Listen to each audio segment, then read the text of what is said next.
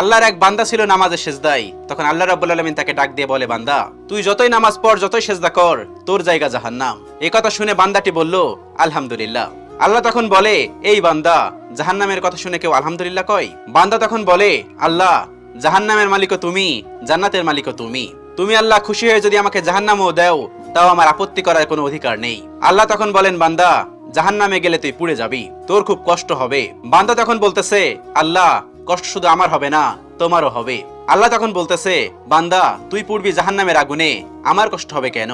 বান্দা তখন বলে, আল্লাহ, কোনো মায়ের কোল থেকে যদি কোনো বাচ্চা পানিতে পড়ে যায়, তাহলে কোনো মাই দূরে দাঁড়িয়ে থাকতে পারে না, দৌড়ে গিয়ে বাচ্চাকে কোলে নেয়। আমার বিশ্বাস ওই মায়ের চেয়ে কোটি কোটি গুণ দয়া তোমার বেশি। আমাকে জাহান্নাম দিলে তুমিও আল্লাহ শান্তি পাবে না। আল্লাহ তখন বলে, বান্দা, এই দলিল তুই কই পাইলি? বান্দা তখন বলে, আল্লাহ, আমাদের জাতির পিতা ইব্রাহিম আলাইহিস সালাম তোমার প্রেম মুখে নিয়ে যখন নমরুদের আগুনে পড়ে গেল, তার আগেই তুমি বলে দিলে